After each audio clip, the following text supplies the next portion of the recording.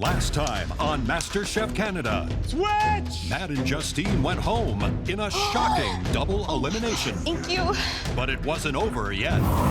3 home cooks competed online. Matt, Justine, and Alice, we've decided to give you 3 a second chance. After a dramatic incident, 911, 911. Justine and Alice battled head-to-head for redemption. The home cook that impressed me just a little bit more is... Tonight, Oh, wow! the winner returns just in time for a grueling ordeal You're gonna face a series of progressively harder skills tests. where no one is safe. Everyone is on the chopping block tonight. It's do or die. Straight up to the gallery or straight home.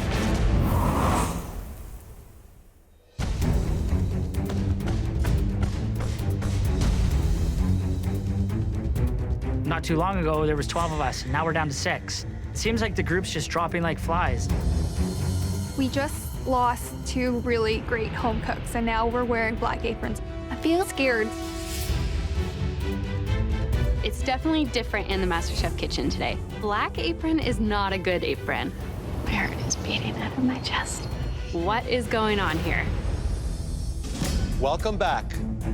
You are the top 6. Getting this far took skill, tenacity, and let's face it, a little bit of luck. You're only as good as your last challenge, and we've lost some very talented cooks on our way to this point. In fact, we thought some of them deserved a second chance. What? Since we last saw you, we gave 3 eliminated home cooks a chance to return to the MasterChef Canada kitchen. Newsflash, somebody's rejoining the ranks. One of those 3 home cooks earned their white apron back, and with it, a second chance to compete for the title of Canada's next MasterChef. I just went from being top 6 to being top 7. It sucks. Are you ready to find out who cooked their way back into this competition? Yes, chef! I'm thinking it's gonna be either Justine or Matt, but I'm also hoping it's not Justine or Matt because they're both really strong competitors.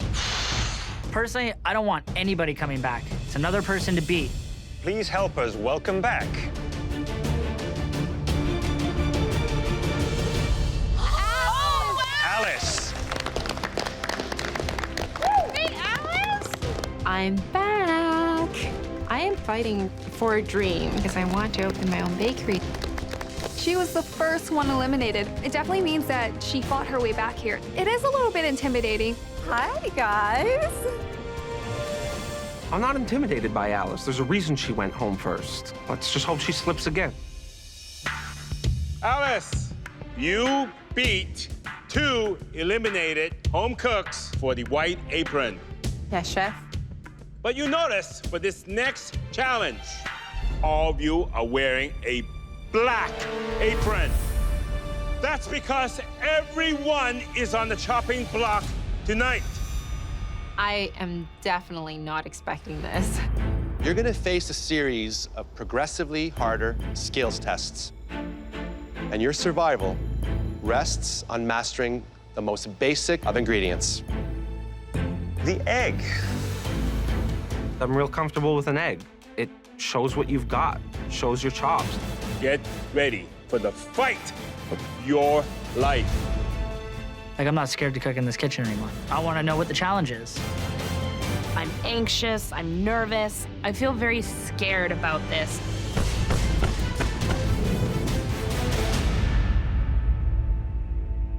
Turn around. Whoa. That's weird. Home cooks, this will be your first battleground. 3 will claw their way to safety and head up to the gallery. The other 4 will move on to Skills test number 2. From these 4 stations, only 2 will cook their way up to the gallery, and 2 will face The final head-to-head challenge. And this time, it's do or die. Straight up to the gallery or straight home. Follow me. I'm good at pressure tests, but I don't want to do 3. 3 pressure tests in a row, and the more you keep going, the harder it gets. This is not good. Home cooks, the first thing you have to make is something you'll find on the menu of any great British pub.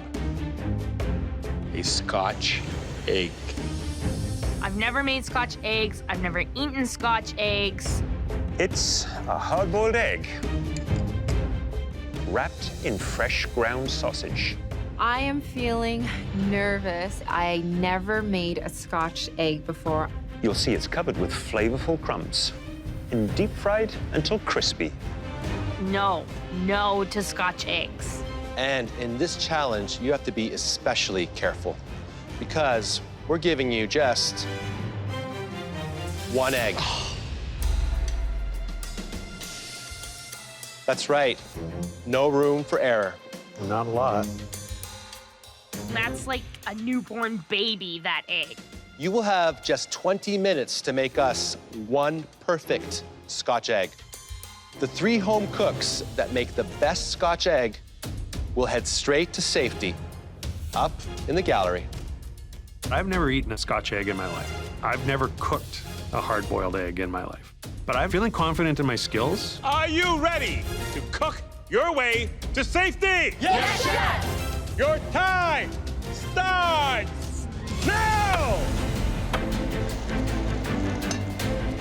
This is insane. Who would have thought Scotch egg is the thing that stands between me and that gallery?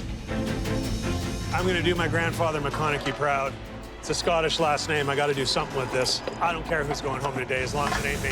I'm the only home cook who's been in every pressure test. And I cook Scotch eggs all the time. I have this challenge in the bag. I'm just gonna stay focused and not panic, keep calm, and hopefully do my best. A Scotch egg, it's a lot more difficult than it might seem. You need to cook that egg so it is just hard cooked. Not overcooked and rubbery, but cooked through completely. You gotta make sure that sausage meat is ground fine. Okay, a little bit lumps, you're not gonna get that very thin and delicate layer. Whether you're making hamburgers, whether you're making meatballs, whether you're making sausage, you gotta sear off a test sample because it's the only way you're gonna know if your seasoning is right. I am not going home today. I'm going to earn my way back into that gallery. One I would be worried about is Alice. I wonder if she's adjusted, to that competition mode. After leaving the MasterChef Canada kitchen, I didn't stop cooking. I am going to take this second chance and cook my heart out. I need to win this. 10 minutes! You only have 10 minutes left! Boiled my egg for 10 minutes, right into an ice bath. The egg's supposed to be fully cooked, hard-boiled, but not overcooked, so you don't get that green ring. Luckily for me, back home, I make Scotch eggs all the time. Trevor pulled his egg out of the boiling water at 10 minutes. Some might argue that that's a little bit too early. Everybody wants to pull their egg at the same time. Nobody wants to be the person with the underdone egg. Certainly nobody wants to be the person with the overdone egg. The way that I'm going to do my hard-boiled egg is going to take roughly 12 to 13 minutes. I know they've all taken them out too early. Take your time, Tay. Some people are struggling with getting that perfect sausage crust around that egg. It's not sticking. I'm getting parts that are coming off of it that I completely have to re-flatten some and do it again. Calm down. Why are my hands freezing up? I can't move them. I don't know what's wrong. I've never had that. Stress, Taya. Breathe. Breathe deep. My brain is telling my hand to close, and it won't close. Medic, I don't know what's wrong with my hands, but they're seizing. Oh my goodness, Taya's nerves are getting the better of her. It just happened after I put my hands in the ice, and now they're like cramping up. No, I've never had this happen before. 5 minutes! You have 5 minutes left! Taya's hands have seized up under the pressure, Why are my hands freezing up? but she's determined to keep cooking. I am using the palms of my hands, and I'm trying to pack it as best as I can without the use of my fingers. Just calm down, Taya. The idea of getting it into a hot fryer to seal that outer crust, keep those wonderful juices in from that sausage meat, crispening up the crumbs is super important. Man, the tension in this kitchen is intense. 1 minute, you have 1 minute left. Listen to it in here. You can hear a pin drop. They are focused. Somebody's going home today, so everybody wants to put their best effort forward. I can't open anything. 5, 4, 3, 2, 1. Hands up! Bring it in, darling. I don't know what's wrong. All right, home cooks, please bring your Scotch eggs to the front. I'm panicking because I don't want to lose this challenge. I'm panicking because I don't want to cook again. And it's super frustrating because I know how to cook a Scotch egg. Hey there, Barry. Chef, Any Scottish people in your family, Barry? with a name like McConaughey, yeah, there's a couple. My grandpa McConaughey could never get me to wear a kilt, but he got me to make a Scotch egg. We noticed that your egg was in the longest. Do you think it could be overcooked? I'm hoping it's not over. You can often tell a good Scotch egg by the weight. A good even ratio of meat to the egg is important. But what's even more important is the cook on that egg. Yes, chef.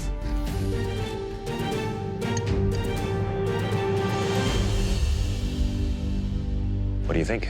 I'm pretty happy with that. If I was in your shoes, I'd be pretty happy with that.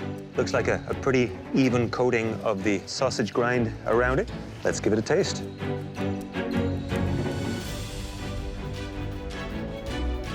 Good and crispy. Love that combination of that perfectly cooked egg that is still nice and warm with that crispy outer crust. Great job. Thanks, Barry. Thank you, chef. It's perfectly cooked. I want to eat it. How you feeling? Feeling really upset right now because I thought I would kill this one and I don't know what happened. My hands just seized up. Despite all that difficulty, you got it on the plate. Crisp. Sounds great to me already. How long did you cook your egg for? 10 minutes.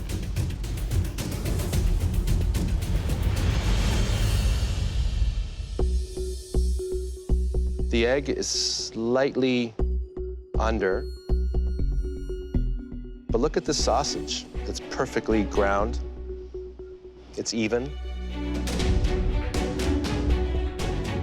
The sausage surrounding that egg is absolutely delicious. This is really awesome. I am hoping and praying that my flavors are enough to get me up to the gallery. Aaron, Chef Alvin? I love surprises. Do you like surprises? A little less when I'm on this side of the surprise, Chef. I hope it's a good surprise. I hope so, too. Like what's inside Cracker Jack box.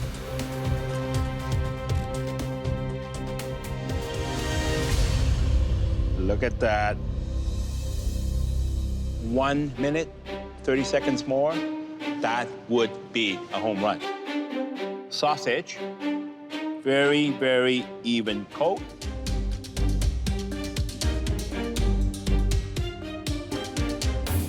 Very, very crispy. Seasoning, perfect. Scotch eggs. I locked this one down. There is a lot riding on this Scotch egg because this is my comeback dish. Alice, how you feeling? Nervous.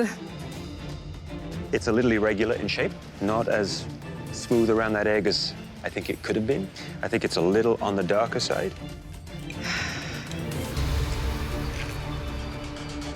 It's a little under.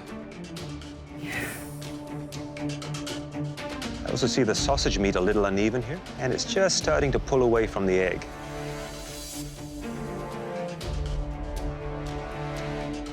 Flavor overall is good, but the egg is underdone, a little irregular in shape. Thank you. Thank you. Hi, May. Hi, Chef Alvin. I think the color's quite nice. maybe a slightly dark, but shape, nice and round. You know, the magic is gonna show when I saw into this. There it goes, let's see. A minute or two under.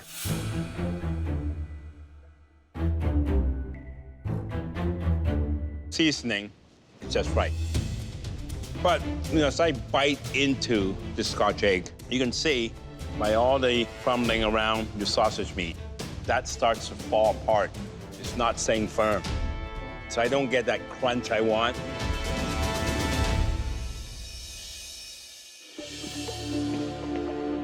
Miranda. Chef Claudio. Nice crunch.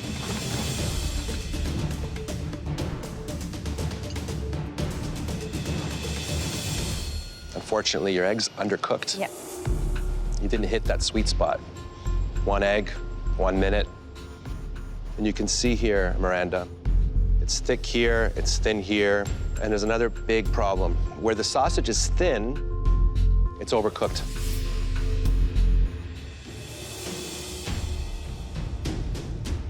That's not good.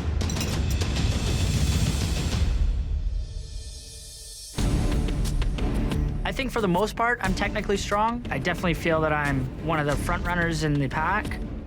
What I'm very concerned, actually, is how big your egg is. That could be due to too much meat, or, you know, it didn't bind, and it started to debind.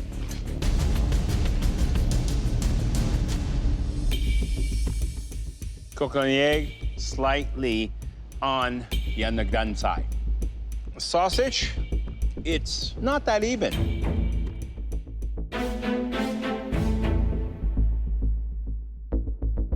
You nailed it with your flavor. But the technical aspect, that may cost you. It was a difficult challenge. There was a lot of technical mistakes. I'm not happy. I'm mad at myself. Right now, I think my odds are pretty slim. I'm hoping I did enough to get myself to the next level. The biggest challenge for this group was cooking that egg well done.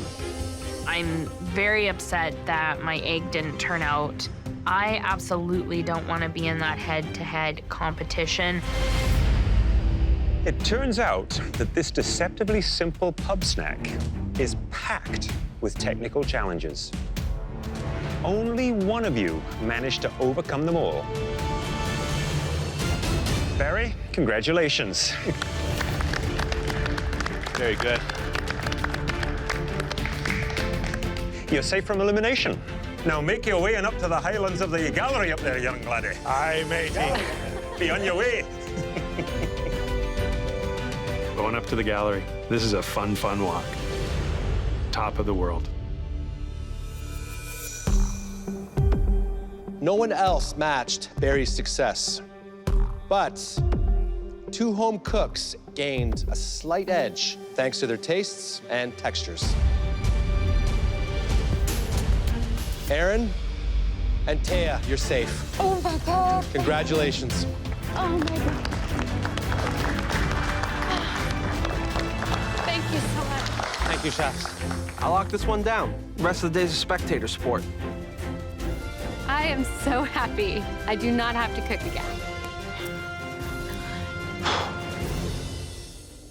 You 4 will now face an even tougher challenge. I'm disappointed. I strive for the best, and I want to win every challenge I go in. Please follow us. I feel like I was like a hair away from getting into the gallery. I'm feeling pretty upset to have to go through another cook. It's kind of deflating. I'm just hoping that this cook will go better than the first cook. You can't have an egg battle without breakfast.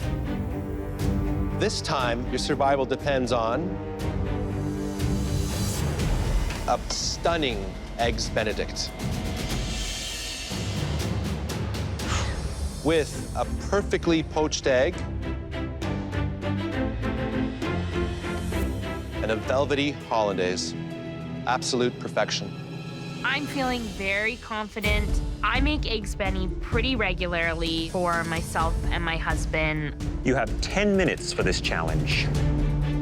And this time, you have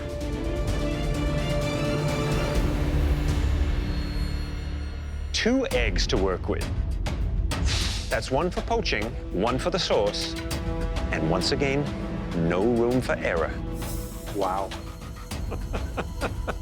Oh, I'm happy to be upstairs. It feels like there's way more at stake in this kitchen. Are you ready to make a flawless eggs Benny? Yes, Chef! Your time starts now!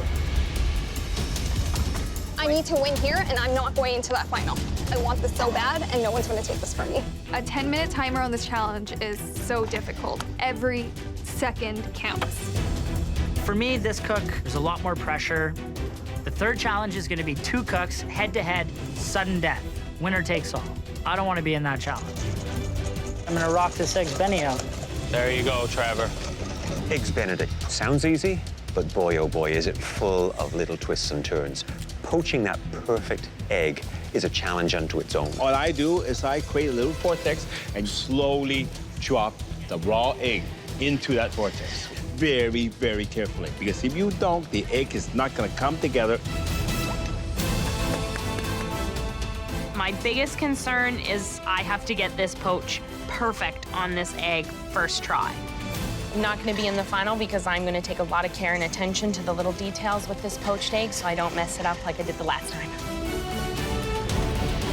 5 minutes, you have 5 minutes left! I don't eat a lot of eggs. The only ones I like are scrambled or over easy. I am not as confident as I should be. I don't really cook a lot of eggs. I'm gonna do my very best. Now, hollandaise, I believe, is one of the most difficult sauces to make. If you do not keep whisking your eggs, they stick to the bottom of your stainless steel bowl, and then they cook and they scramble. And you have to very slowly drizzle in that butter. If you dump it in all at once, it's gonna separate and break. You checked your hollandaise? It tastes good? Yeah, it is. Okay. To nail this sauce, you have to have made it a bunch of times, which I have, so I'm feeling really comfortable. Attaboy, Trevor. I'm whisking it, and it's looking good. I set it down to check my English muffins. You gotta babysit a hollandaise sauce. Otherwise, it's gonna split like a bad marriage. I look back up. No! And my hollandaise sauce is starting to split. Now I'm panicking because I don't have another yolk. Okay. I have to try and salvage this. Now I'm just panicking and whisking vigorously to try and get it to come together.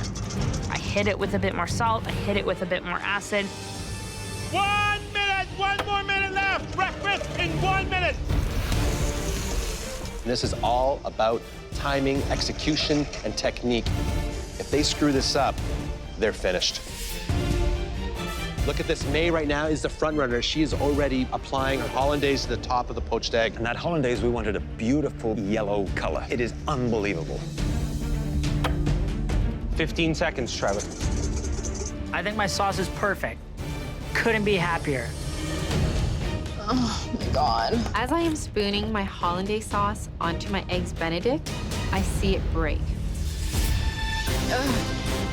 10, 9, 8, Oh 7, my 6, 5, 4, 3, 2, 1. Hands up! Wow. It looks beautiful. My sauce is just like, it's amazing. I'm feeling very, very happy. Walking up with my eggs Benedict, I'm really emotional. I'm getting upset because this is not the comeback that I'm hoping for.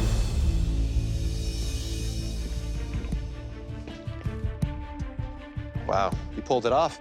But there's nothing more disappointing, May, than cutting into a poached egg and not having that beautiful golden yolk ooze out. Wow. That just leaves me speechless. Let's see if it tastes as good as it looks.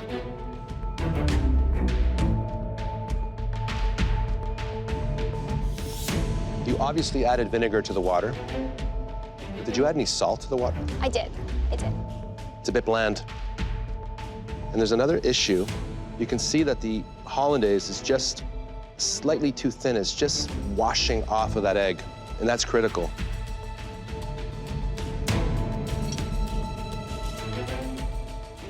And I think that bacon makes up for the lack of salt on the egg. That's a pretty solid performance by you. Thank you.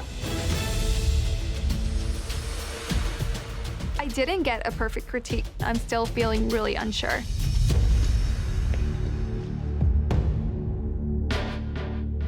On visual inspection, I'm afraid sauce is all over the place. Also, I see a bit of splitting. But what is the most important thing about an eggs Benedict? The runny yolk.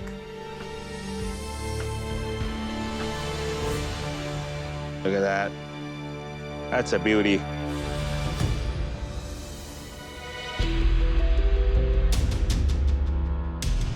You know, the bacon, I would say, is slightly undercooked. Very important technical mistake.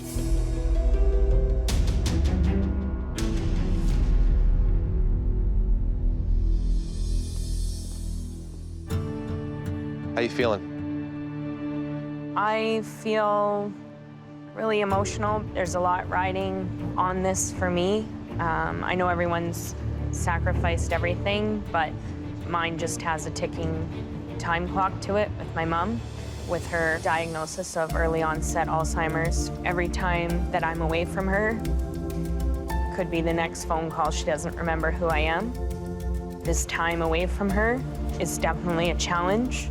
Time is precious for you, isn't it? It really is. So I need to be here to do my best to bring it home for me and my mom. At the end of the day, you do what you gotta do to get through this competition. And it all boils down to what is happening on this plate. There are a few challenges here, I see. This hollandaise is broken.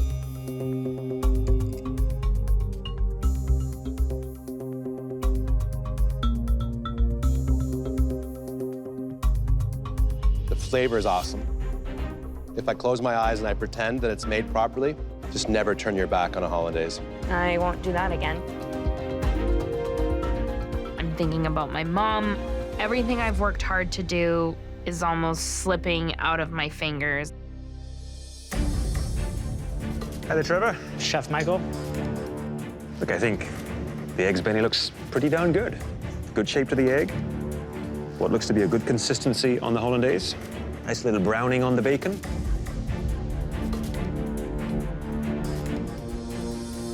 Look at that. That looks like one happy eggs Benny. Let's give it a little taste.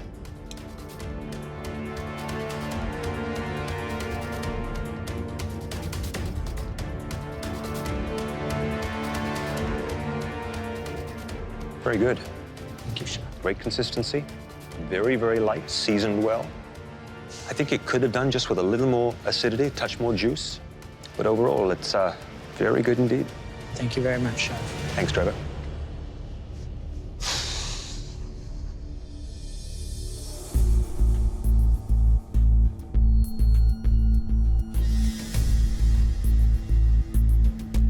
What happened? I broke my hollandaise sauce. Very easy to do.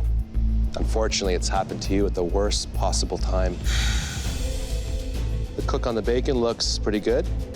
Cook on the egg feels good. Let's see what happens inside.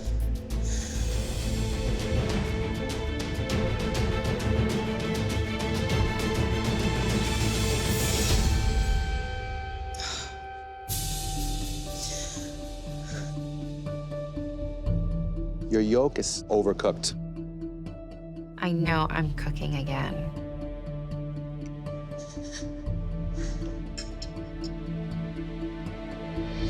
It's not over yet for you here. You still have that fight. Absolutely. Are you ready to fight?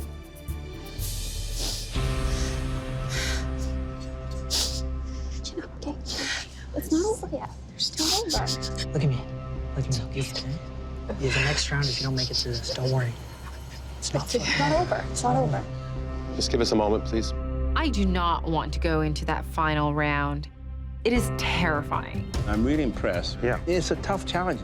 My egg is perfect, but the sauce still split a bit. So I'm just hoping that my flavors will carry me through. So we know where we're going to go. Yeah. Good. Okay, sounds good. A perfect eggs Benedict in 10 minutes is a tall order for any home cook. You should all be commended just for finishing. And some of you finished with a bang. Trevor and May, congratulations. I feel so relieved. Please head up to the gallery, because you're both safe. I did not want to go into this head-to-head challenge. It feels so good to be up in the gallery. That's amazing to do that in 10 minutes. I'm so angry, but I'm angry at myself. I just haven't been able to show what I can do. This is it. One battle to determine who stays and who goes. And your future in the MasterChef Canada kitchen is riding on one last challenge. This is one of the hardest egg dishes that you'll ever have to master. A delicate and savory cheese soufflé. Soufflé is very hard, it's very technical, it's very challenging. You have 3 eggs to work with. You'll need all 3 yolks for the base and all 3 whites to make sure that it rises perfectly. So once again, you only have one chance to pull it off. You have only 30 minutes to make your soufflé. Some professional chefs take years to perfect the soufflé. I have only 30 minutes. We want you to bring it to the front as soon as it's ready. Soufflés must be served and eaten immediately. So we need to judge yours at its highest peak. If your soufflé does not rise, your dream will fall along with it. Now please head to your station. I should be top 6. I earned my spot. I've competed every single day. Alice hasn't. Everything is resting in that one soufflé. Are you ready? Yes, Chef. Your time starts now! Come on, guys. Let's go, ladies. Come on. So many things can go wrong in a soufflé. Every step is critical. They only have 3 eggs, and the first step is they have to separate them, the whites from the yolks. They cannot break those yolks and contaminate the egg white. Otherwise, those egg whites just won't whip. There are many ways to separate an egg white from egg yolk. Miranda used her hand, and that's exactly what I would do. With 3 eggs, no mistakes, use your hand. That's definitely a home-cooked mistake to use the eggshells to separate your whites from your yolks, because those eggshells are like tiny little teeth. They're very jagged. A soufflé relies upon the whisked egg whites to rise that whole dish. So if you don't whip your egg whites enough, it will be flat. It's do or die, and I can't go home right now. I have too much riding on this, so this has to be perfect. So I think what they should be doing next is starting to prepare their soufflé base. Measuring out their dry ingredients, getting a pan on the stove top, melting down some butter, adding the flour to that butter, making your base roux, and then slowly add the milk to that pan, whisking and stirring constantly. I want to prove to the judges that they were not wrong in bringing me back and that I deserve a spot here. Miranda's batter looks very silky and smooth. Unfortunately for Alice, her batter looks kind of lumpy, almost like scrambled egg. What's probably happened there is she has added her egg yolks to her base flour and butter mixture when it was still too hot, and the egg yolks have started to cook, in essence, scrambling. Miranda is actually starting to whip her egg whites, I believe, by hand. Look, getting a little bit of volume. I've whipped a lot of egg whites in my day. I know that I have to whip it to a medium stiff peak. Nice job, Miranda. Good job. Looks great. Savory soufflés are even harder to make than sweet soufflés. Especially a cheese soufflé for the simple reason cheese is very dense and heavy. That's why this is ultra tricky. It's just not whipping. Alice is trying to whip her whites, and they are not stiffening up. These soufflés are going to take 12 to 15 minutes in order to achieve that beautiful height and that beautiful rise that we're looking for. Oh my God, it's not whipping. I don't know what happened, but I see yolk in my egg whites. Did you get an egg yolk in there? I did. Her whites are contaminated. She has egg yolks in her whites. Look, look, look. Miranda's soufflé is going in the oven.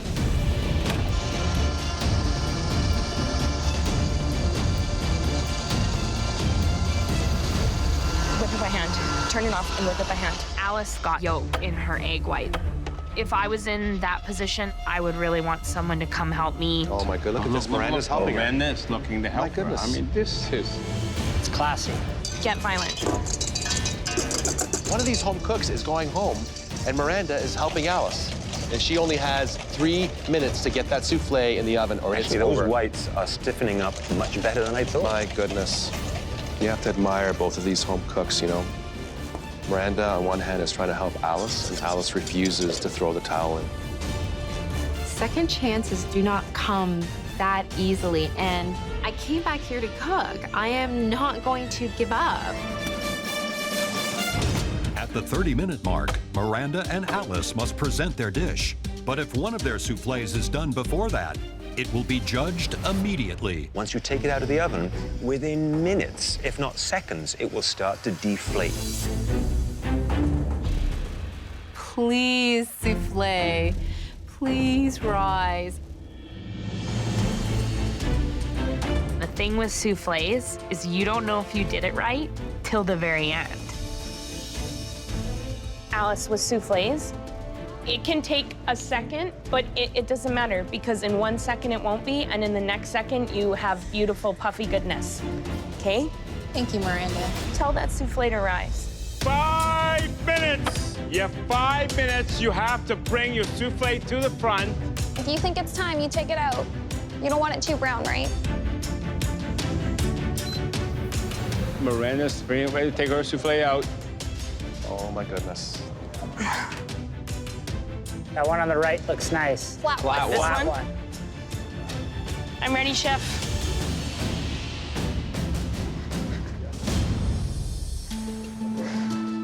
It's raised nicely. Great-looking soufflé. Look at that. When it shakes like that, that just shows it is so light and fluffy. That's why they don't last for long. No. I can smell the cheesiness. Very rich and flavorful by the nose. It's time to taste. Okay.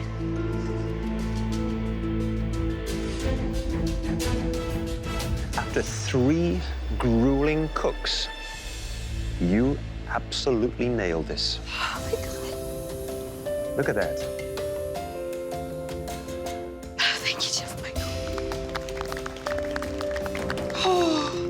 Miranda, your mother is incredibly proud of you right now.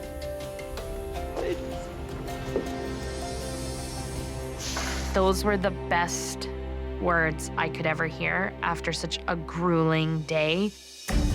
1 minute. You have 1 minute left. 1 minute. My soufflé actually rose. Let's go, Alice. You can do this.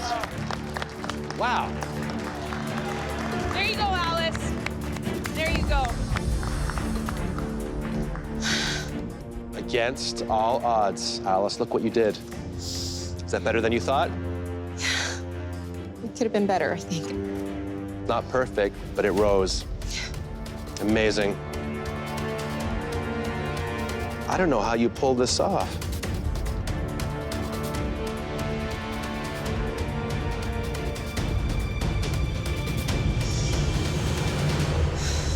The flavor is quite nice.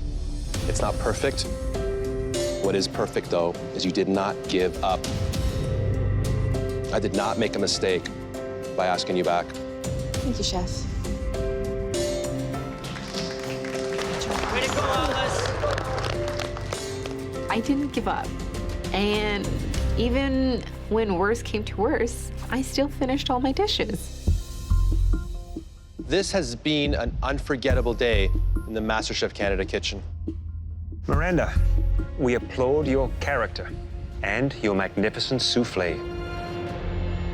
Please take off your apron and head up to the gallery.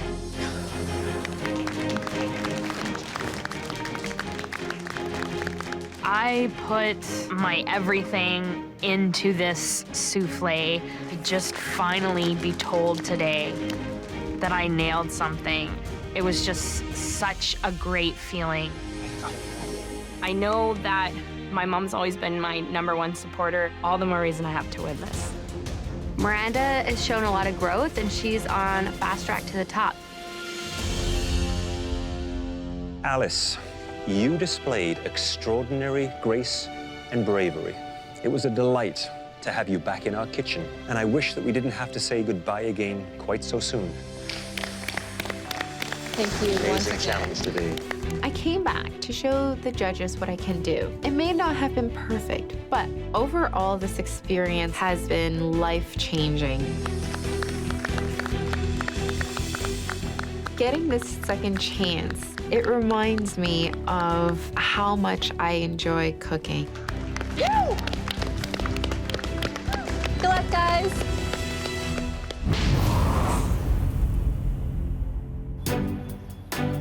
As the sun sets over Toronto, the top 6 home cooks prepare to face their most demanding challenge yet. Today is restaurant takeover. We're walking up towards a beautiful building. This is a pretty posh place. We're at Auberge de Pommier, and I'm happy to see that it's a French restaurant. It's kind of a big deal for a kid from Quebec. At a young age, I worked in restaurants as a dishwasher, but nothing as high caliber as this place. This is a dream come true. Welcome to the site of your next team challenge, the Auberge de Pommier. It's beautiful. It is classy, elegant, sophisticated. It is stunning. This French fine dining restaurant has been providing North Toronto with exceptional cuisine for 30 years. Wow. Today is your job to keep that tradition alive. If you don't, Chef Michael will be very disappointed with you. Because he owns the place. It's a really big responsibility to uphold Chef Michael's reputation. Barry and Aaron, because you two made the best Scotch eggs in the last challenge, you're today's captains. This is an elegant restaurant. The plating is going to be very important, so I want the strongest platers. I'm pretty excited to be team captain again. Last time, the burger challenge didn't work out so well, so this is an opportunity at redemption. Barry, your Scotch egg was the best, so that means you get first pick.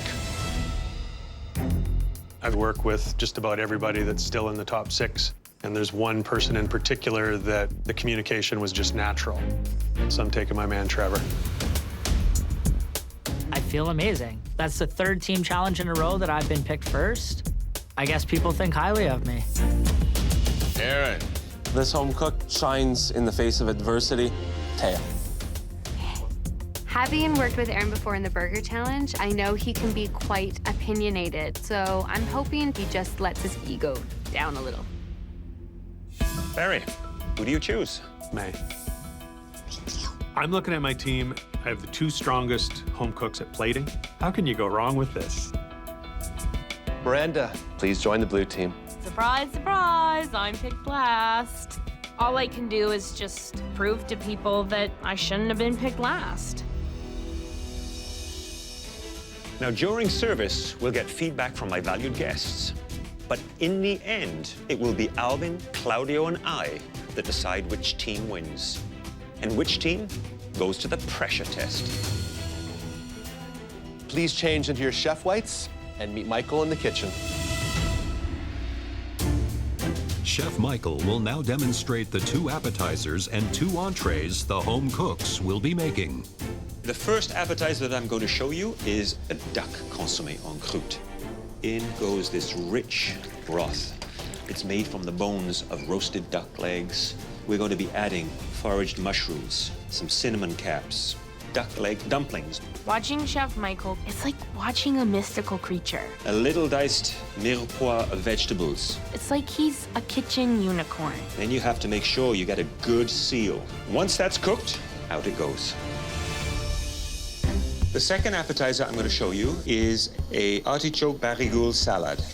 Here I have some grilled artichokes. We're just going to give these a little toss in a light lemon vinaigrette, olive oil, and we start to build our dish. There's a lot of components in this salad. Little sprinkle of fleur de sel. This is a difficult dish to assemble. And that is salad barigoule of artichoke. The first entree that I'm going to show you is our beef dish. A good amount of salt, pepper, and into a pan. And you're going to have to work that pan on the stove and get a good sear on it. Chef Michael's standards are the highest of the high. There is no room for error. If I can have every steak go out like that tonight, I'll sleep well. Oxtail stuffed onions, carrots, my sauce, and that is our beef tenderloin. The second entree I'm going to show you is our monkfish. This is a beautiful fish. We wrap that in Bayonne ham. So into a pan with a little olive oil and butter.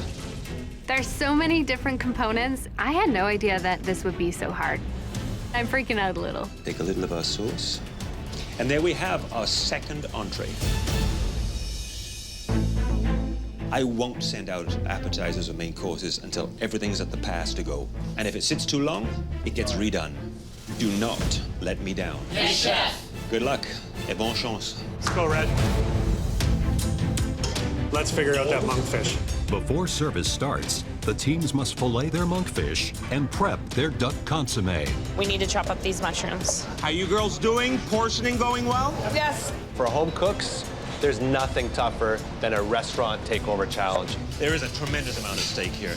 How's that fish coming, Trev? It's coming good, buddy. Barry is a little slow when he moves, but he's very methodical. So I think at times he will struggle with the pressures of pushing the volume of food out. Okay, we need to get those in there, Barry. Yeah, don't wait for me. Aaron, on the other hand, moves more like a chef. Dash of olive oil, saute, saute, saute. If you need any help, please holler at me. The dining room is filling up. Orders will be coming in soon. Pick up the pace on the prep. How you doing, boss? I'm doing great. How you doing, Trev? Good, buddy. I'm good. Don't fraternize with the enemy. Can I start egg washing? You're good? The restaurant is full. We have 52 guests out there. Don't let go of this for me. Yes, chef. Service is starting now. All right, let's rock and roll. Red team, order in 2 artichoke salad, 2 consommé. Heard, Chef. For the appetizer service, Barry and Trevor are building the artichoke salad. Okay, so we'll go artichoke, chip, green. Let's build them. And I'm on duck consommé watch. Blue team ordering 2 consommé and 2 salad of artichoke. Yes, chef. Miranda is doing all our soup. 5 minutes on the consommes. 5 minutes on the consommé. I'm cooking the artichoke salad, and Aaron is plating. Chef, there's order number 1, 2 artichoke salad. Barry, that looks great. Well done. Keep it up. Blue team order in 2 consommé, 2 artichoke. 2 more artichokes. Heard. Chef Michael's expediting, and I'm relaying orders to my crew. Toss them in a bowl. Give them to me, please. Okay. We're rolling like a well-oiled machine. Coming out with consommes. Bring it up. Artichokes ready in 30 seconds. Gotta be careful. No communication, and your service is gonna break down. 2 consommes to the pass. These look good. Thank you, chef. Service. I need more artichokes in here. Red team, 2 salad, 2 consommé. 2 more salad, 2 more consommé. When the orders start coming in, I'm listening to Chef Michael, but I'm waiting for Barry to call to me. Red team, new order in 1 artichoke salad and 3 consommé. Can I get a yes on that? Yes, chef. Thank you, Trevor. Are you the team captain? Barry, yes, chef him. Yes, Chef. Thank you. Barry, 2 of those salads ASAP. Working on it. I can't believe how hard it is to keep track of what goes with what. Come on, Barry. I need artichoke salads and I need them right now. What is going on? I'm overwhelmed at this point. Those 2 are good? Barry, behind. Okay, the 2 consommé. Finally. Service. Just communicate, eh, Barry? Aaron, I'm behind with 2 more consommes. Lovely. Thank you very much, Miranda. I think Aaron's doing a good job as team captain. Blue team, I need 4 salads to go with these 2 They're consommés. coming right up, chef. Less than 1 minute. We're working really well as a team, and our orders are flying out the door. Service. It's a rush in this kitchen. The adrenaline is pumping. Order back up, chef. I feel like I'm in my element. Service. Okay, red team, last order here. 1 artichoke salad and 3 consommés. 1 salad coming right up, Barry. Even though this is chaos, I am loving it. We need those soups as fast as we can. Soup coming! Okay, Barry, these can go to the window. Wipe those plates, Barry, wipe those plates. Chef, 1 artichoke salad, 3 soup in the window. I want to do this every day. I'm quitting my job when I get home. Last table up here, service. Hello. Enjoy. Hello, ladies. How are you? Good. So, how are you enjoying the red team's soup? So this is really delicious, very flavorful. I loved the pastry presentation on the top. Being able to pop into it was definitely fun. All right, enjoy the rest of your meal. So you had the blue team's artichoke salad. Yes, some bites were very salty and some were not seasoned at all. There's like an earthy flavor in the sauce that is really nice. I got the consommé. Everything was full of flavor. The broth was very warm and very rich. It was amazing. Thank you. As the appetizer service winds down, the judges take a moment to taste each team's dish. Let's try the red team's consommé. Wow.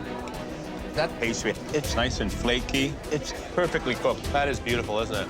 But broth needs a bit of salt. I agree with Claudio that it could be just seasoned a touch more, just to hit that peak. Hey, let's try the blue team's. All right.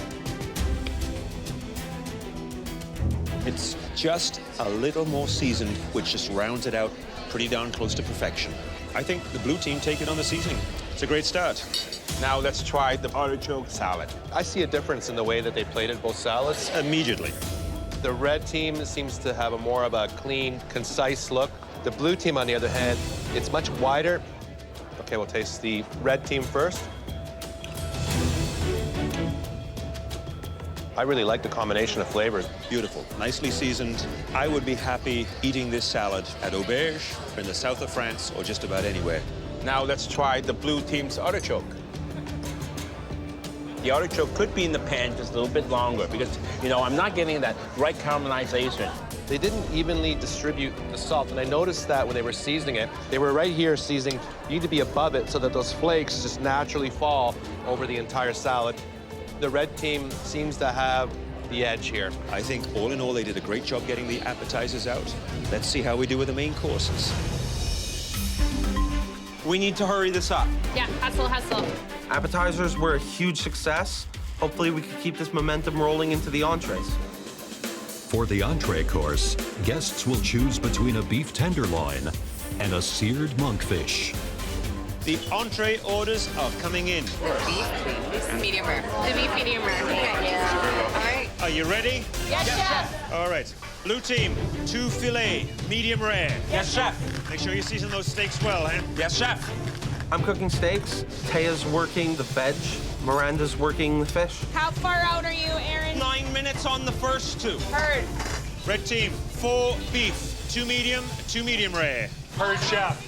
Trevor's responsibility for the main service is the beef fillet. Doing the fish.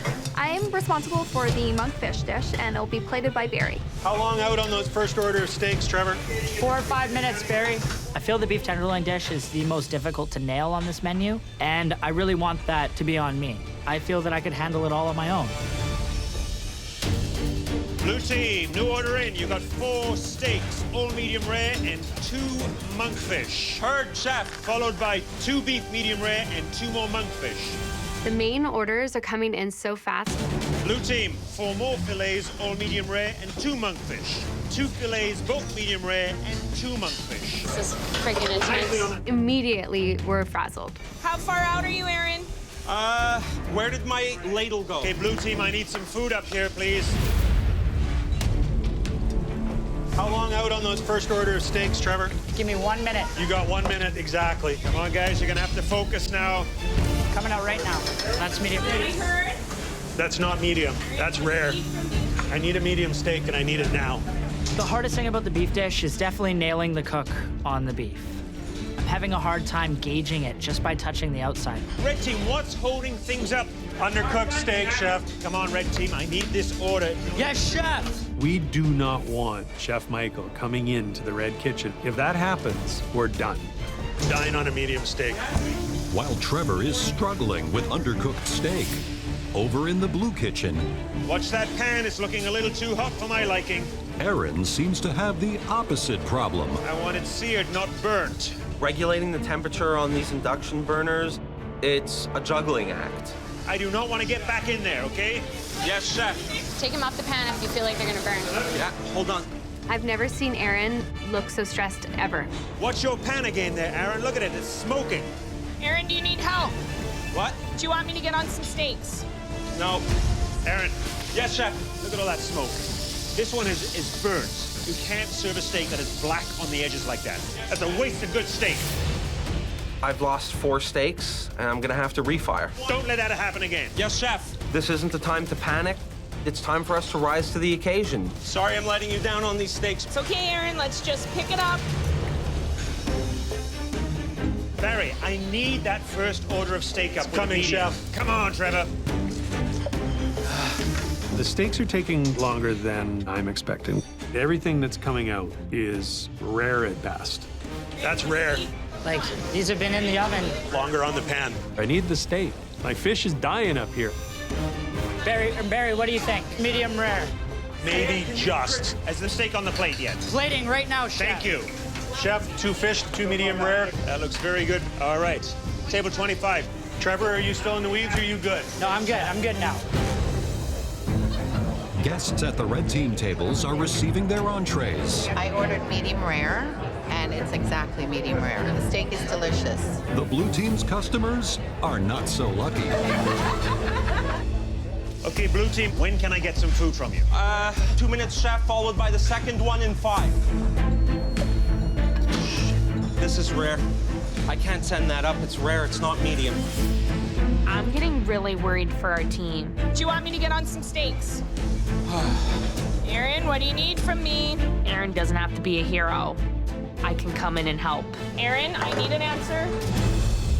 You cook me 4 medium. I'll take care of all the medium rare. Okay, 4 medium.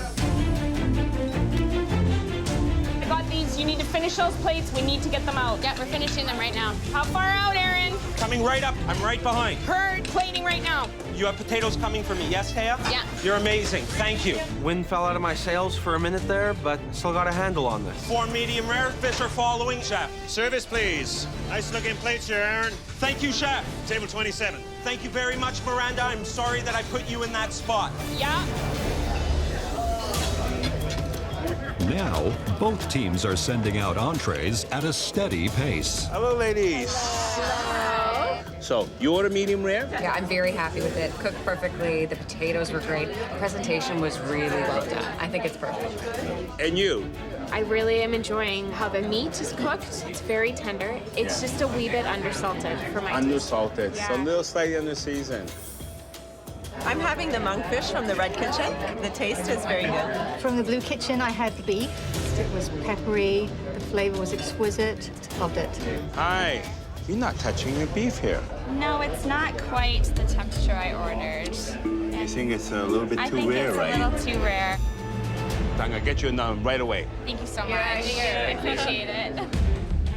Hey, Michael, they ordered medium, and look at that. Barry, come in. This was medium. What color is that? That's rare. Okay, I'll fix it right away. Fix it medium, and make sure it doesn't happen again. Yes, chef. Yes, chef. The steak comes back and it's undercooked. This is my fault. Come on, Trevor, I need that recooked steak. Just let it rest. It's coming right out, chef. Give me 1 minute here. If I can't figure out the doneness of these steaks, we're gonna lose this challenge, and I'm gonna be the cause. Perfect. Chef, order up. Refired medium. Sorry, chef. Thank you. All right, let's go. Service. All right. There you go. How's that? That looks great. Enjoy the rest of this. Thank you. Thank you. 2 and 2, chef. Service, table 23. Service, table 29. Thank you very much, Antonio. There's a couple of hiccups, but we're in some kind of a zone, and we're just doing it. Service, let's go. Thank you. Red team, blue team, service is over. Good job. That was so good, so good. Service is done, and I feel fantastic. Cooking that line, working with Chef Michael. I haven't felt that alive in a long time. The guests will now fill out comment cards, which the judges will take into consideration when deciding which team wins and which team faces the pressure test. So, Michael, that was intense. It's always a roller coaster ride, but you love every moment of it. Okay, we've got 2 monkfish dishes here. Let's try the red team's fish.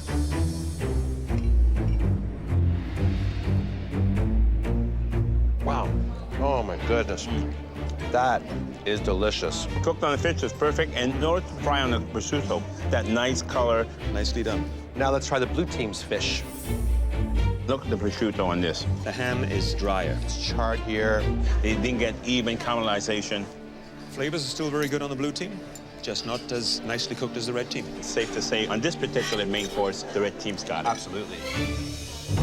Now, let's try the filet. The cook on the meat on the blue team, it's uneven. It's blood rare in the middle and overcooked on the outside. That's a sign that the pan was too hot. Look at that, it's charred. Burns, Yep. look at that. Where you look at the cook on the red team, it is cooked perfectly. Let's taste the red.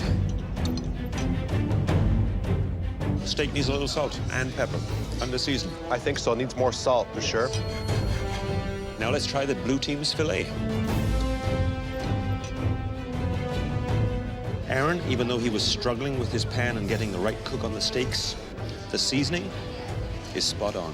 The red team looks better. The blue team tastes better. I gotta tell you, I've done a complete U-turn here. Right now, I think the blue team has the edge. It's the morning after the restaurant takeover, and the home cooks return to the MasterChef Canada kitchen to find out which team has won yesterday's challenge.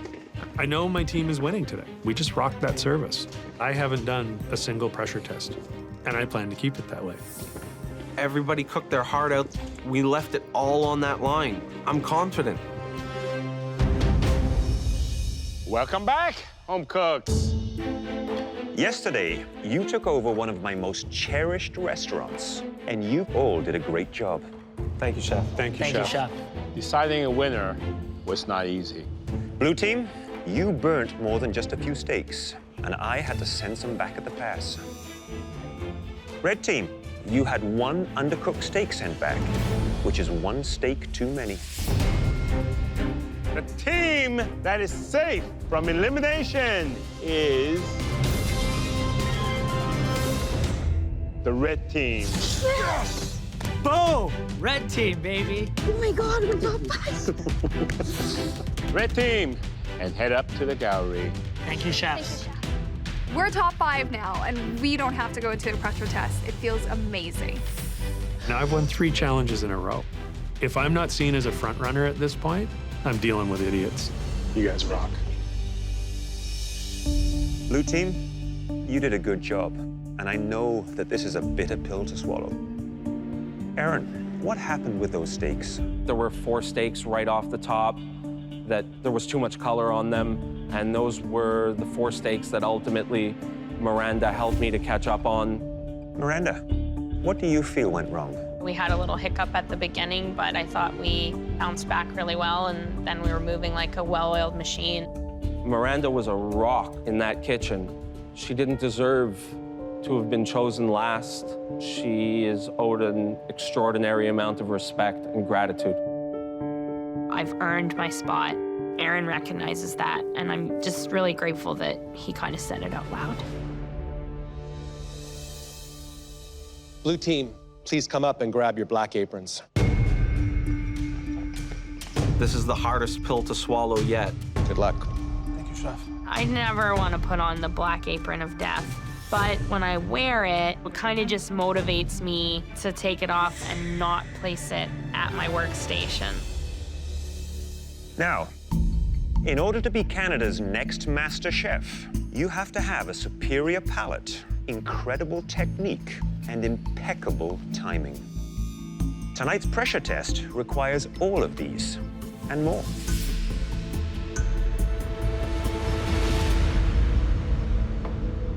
This is a tajine.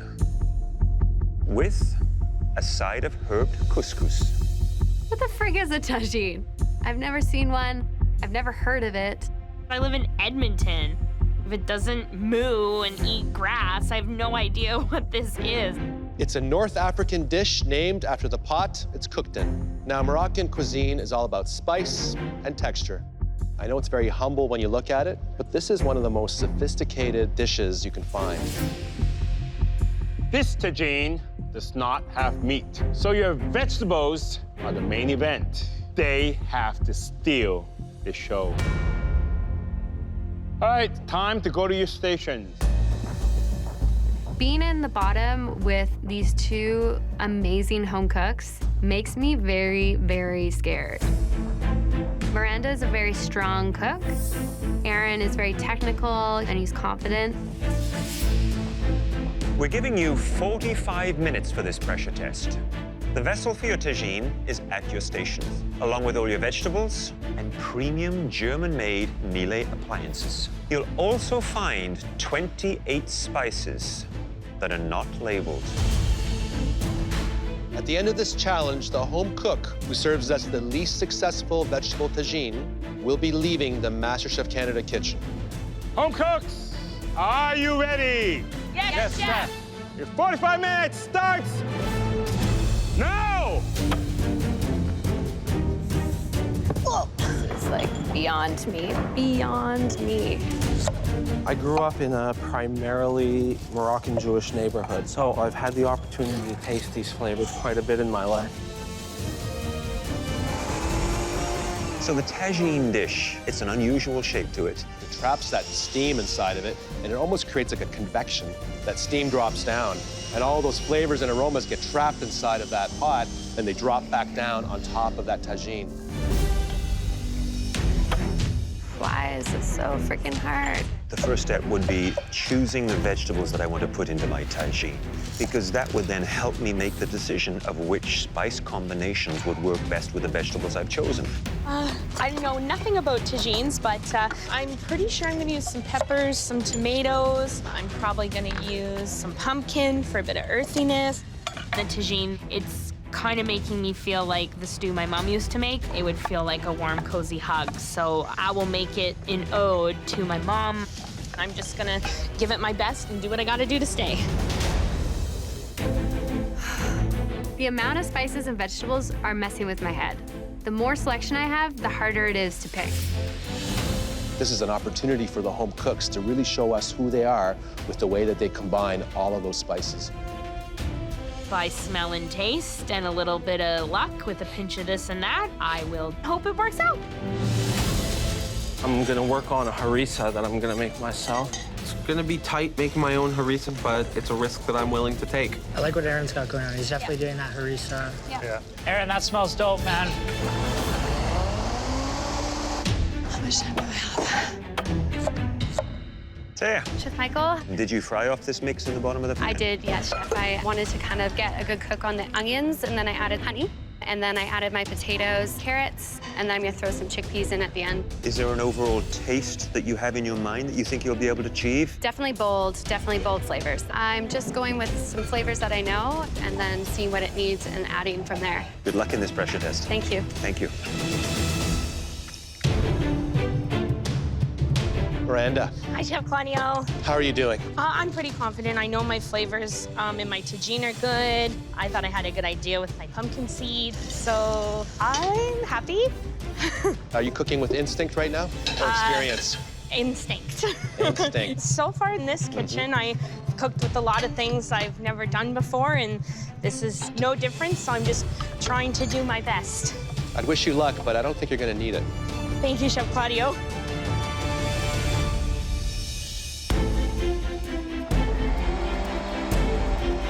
Aaron, what are you doing in the blender here? I made my own harissa, Chef. What's in that? Coriander seed, fennel seed, lemon, a whole bunch of nice stuff. Wow, that is delicious. Thank you, Chef.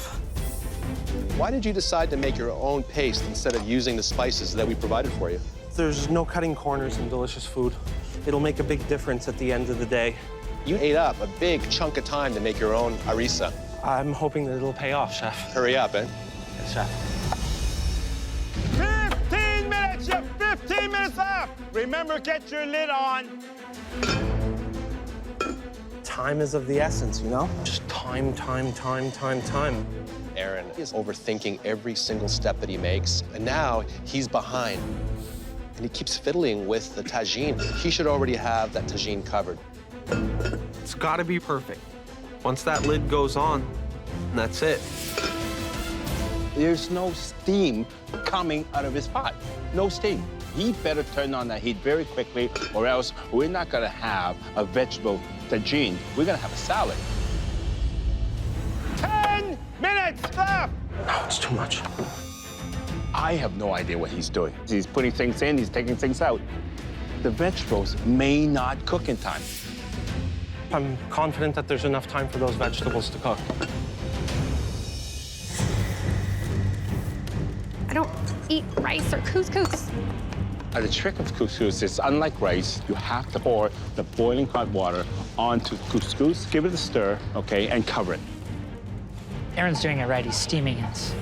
Every couple minutes, you have to check on it. You have to fluff it up, because if you don't, it's going to be one hard cake of couscous. I think it tastes fine. I have no bloody idea. Tell you that couscous is only about a couple of minutes, eh? Guys, done here. 1 minute. You have 1 minute left. Come on, guys. Final push. Good job. Mother of God. 10, 9, 8, 7, 6, 5, 4, 3, 2, 1. Hands up! Way to go, guys. The tajine is kind of like cooking an egg. You have no idea what's gonna happen in the inside, and you just hope for the best. So, home cooks, the hot air trapped in your tajine vessels is still circulating. So to make sure that all your tajines stop cooking at exactly the same time, we're gonna release that steam.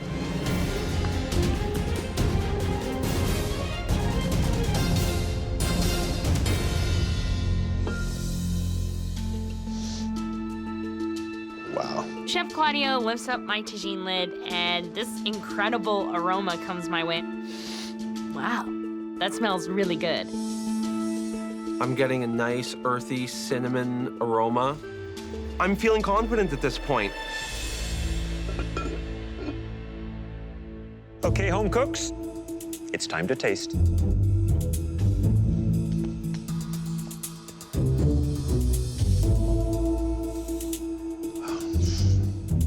So tell me what vegetables you have in here. Some pumpkin, carrots, celery, chickpeas, zucchini.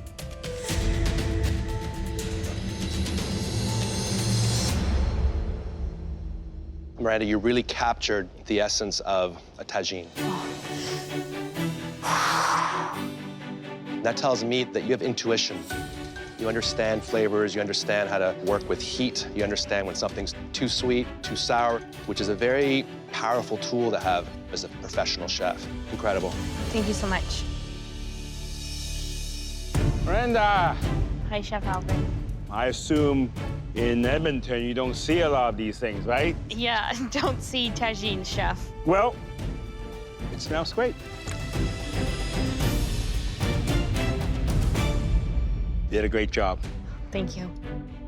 It's just cooked perfectly. It's not mushy, it's not soft. It's got a little bit of crunch, and the flavor is sight. Couscous and the tajine, it's like a marriage. They complement each other, and you did that just right. Thank you, Chef Alvin. I'm amazing myself every single day I cook in this kitchen.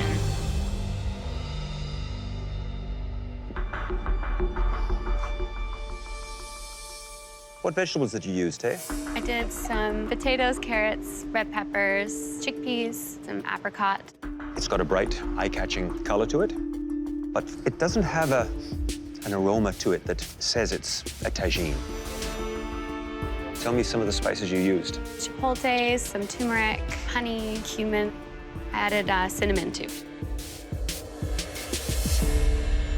I think, Taya, your spice choices seem to just fall short. You could have gone just a little bit more forceful. Your palate was leading you down the right avenues in terms of taste. and then you put the brake on.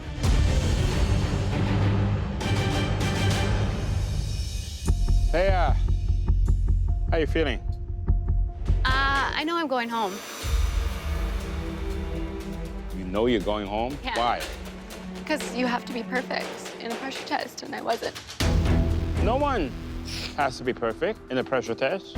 You just cannot be the worst. Do you think you are the worst? Yes. That's not the right attitude. You lack confidence. And Taya is getting a little boring. You do deserve to be here. Don't give up. Yeah.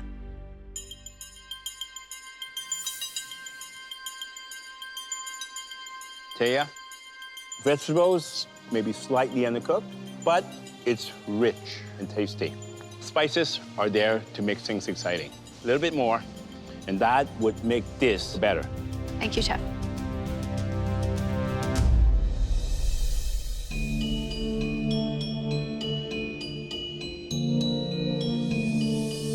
Tell me what vegetables you have in here. Caramelized onions and carrot, chickpea, acorn squash, preserved lemon, and I finished it with the eggplant. Well, you managed to cook that squash, and I was very worried about that because you kept opening and closing your lid. How many cloves did you put in here? I added 4 cloves to the grinder. It's very overpowered by clove. With the couscous, it mellows out some of those raw spices, but I'm not sure this is your shiny moment.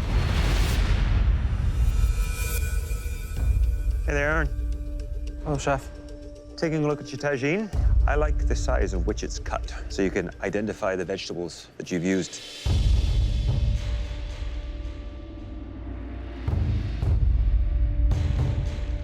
Give it a little taste there, Aaron. Yes, Chef. Was that the taste profile that you were looking for? I was looking for it to be slightly sweeter. The clove has gotten a little more pronounced than I would have preferred it to be.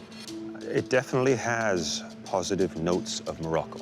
I like the choice of your vegetables. I think the harissa is good. I find that some of the spices, particularly the clove, gives a bitter aftertaste. It's borderline unpleasant. Sometimes, Aaron, I think you've got to cook slightly simpler, slow things down. Do you think you can do that? Absolutely, Chef. I hope you have the chance to show us more. Thank you, Aaron. Thank you. I just let my dream slip between my fingers.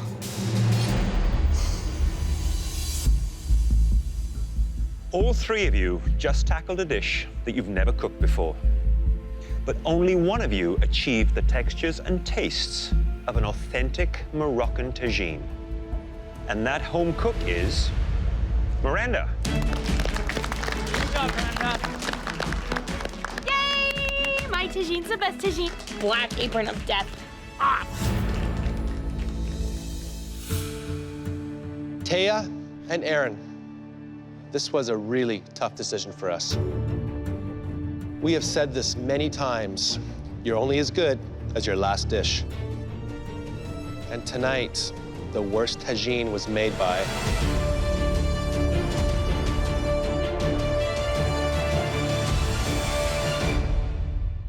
Aaron.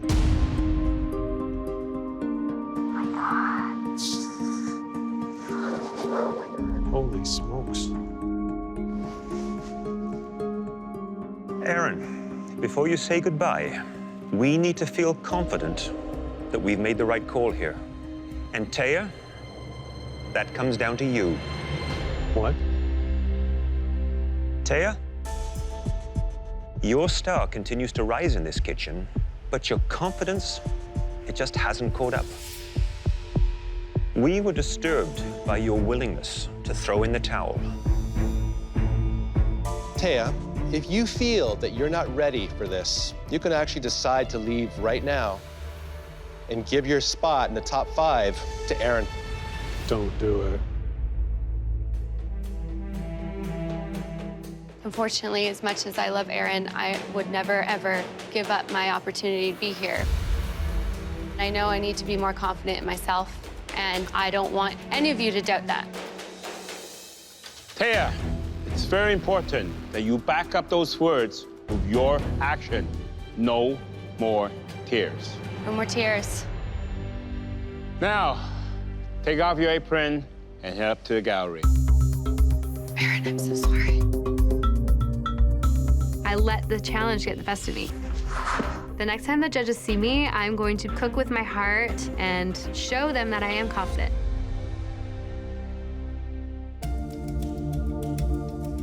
Aaron, you have the heart and soul of a chef, and all you lack is experience. And that's something that I'd love to give to you. Oliver and Bonaccini are opening up a new restaurant in Montreal next year, and it would be my honor to offer you a job in that kitchen.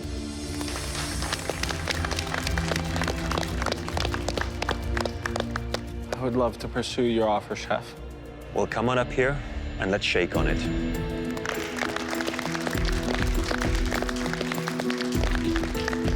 MasterChef Canada has been a chance for me to reclaim my passion. Your audition starts now. I came here to do something for me. Sexy, sexy, sexy. It really felt good. It really felt good to do it. What do you do for a living again? I manufacture valves. You've just created the best dish I've had in 4 seasons. You don't know how much you could do until you accept being pushed outside of your comfort zone. 2 and 2, Chef. Service, please. Nice looking plates here, Aaron. Thank you, Chef. I feel alive. Chef Michael told me that I belong in a kitchen, Love you, man. and that's all I needed to hear.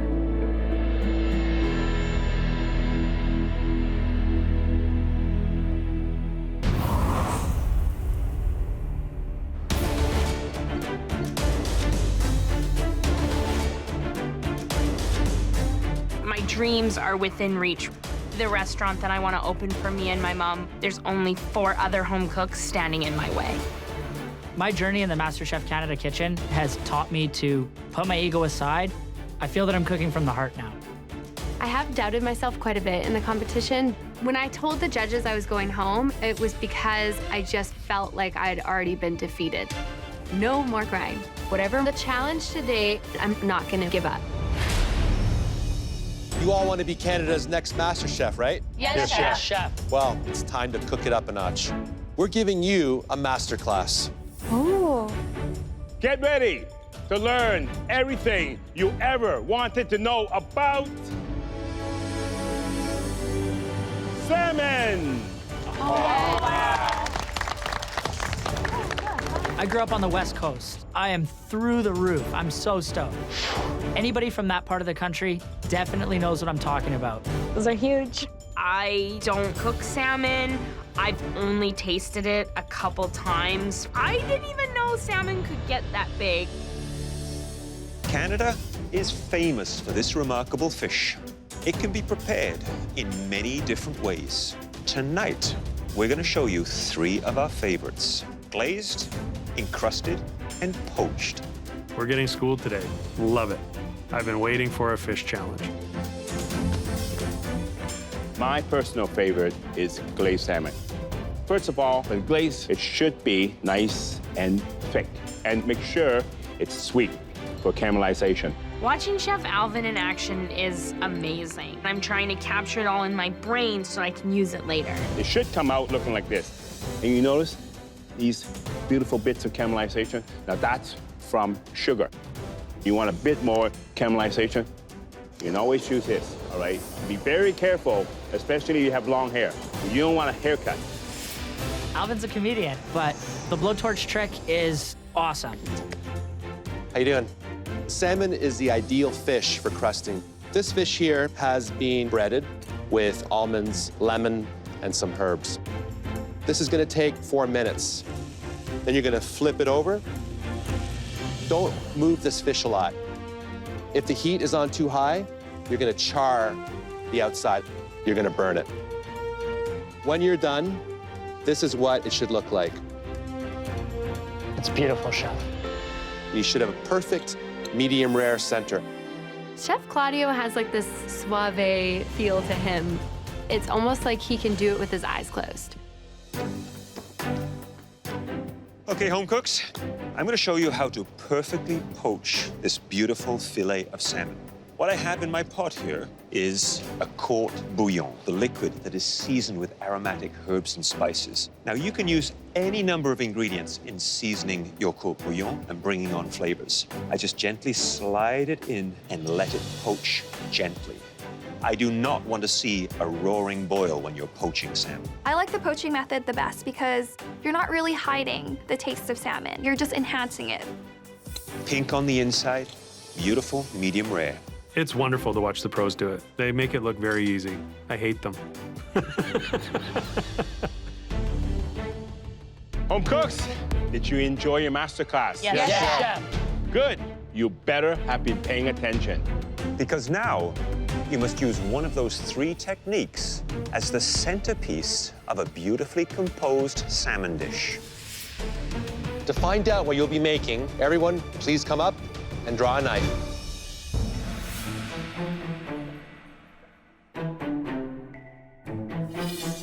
Encrusted, fantastic. I've done salmon just about every way but crusted. It's another opportunity to show the judges that I can do something outside my comfort zone. Poach, yes. Exactly what I wanted. Ooh. I like crunchy crust, so fingers crossed here that I get encrusted salmon. This side. Glazed. It was the one I wanted the least. Poached. Yes, I wanted that one. Glazed. Personally, I don't care what any of the other home cooks got. I'm focused on what I got, and I'm gonna rock it out today. All right. You know how you're cooking your fish. Now go get it. Oh, gosh. The home cooks must now fillet their salmon before creating a MasterChef quality dish using the technique they've been assigned. I'm really sorry, Salmon. I'll do the best I can. Salmon, be good to me, and I'll be good to you. You will all have access to a specialty pantry filled with beautiful ingredients. Keep in mind that this is not a replication. We want you to put your own creative spin on this dish. And you'll only have 45 minutes to get it all done. We have to do all these things in 45 minutes. No. Too much can go wrong with this for me. After the cook, we will select the 3 most promising dishes for tasting. And as always, the winner will receive a huge advantage in the upcoming elimination challenge. Are you ready to be the big fish in this competition? Yes, Chef! Your time starts now! Really want the judges to call my name today. So I'm putting everything I got into it. I grabbed rhubarb, I grabbed oyster sauce, some chili oil. Let's see what I can do with this. Now, the thing about salmon, it is a very fatty fish. And I think it's really important to cut that fat with the kick of citrus. White wine is perfect with it. I want to make a dashi broth. It's light, but it's full in flavor. I really want to show the judges that this girl knows her techniques. I love salmon. I eat a lot of it, I'm gonna respect it, and I'm very pumped on this challenge. Look at Barry and Trevor. They already started filleting their fish. Barry started to make his first cut right under the gills exactly like you should, turning the knife back onto itself and then cutting right down the backbone of that salmon. I got a sense he's done that before. My wife and I live right on the water in Vancouver. I have friends that are fishermen, so I had better do this salmon proud. I was a waitress at a Japanese restaurant for 3 years, so I got to constantly observe sushi chefs break down whole fish.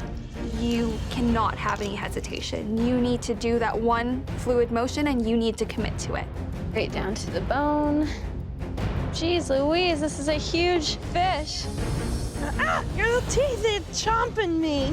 I've never filleted a fish in my life, let alone a gargantuan fish. Just come on out, I don't want to wreck you. Miranda is just butchering that fish. It looks like she's been using a chainsaw on that salmon. I completely butchered the first cut, but I still got a big honkin' slab of fish that I can pick something from. I like this piece. I'm back on track. 30 minutes!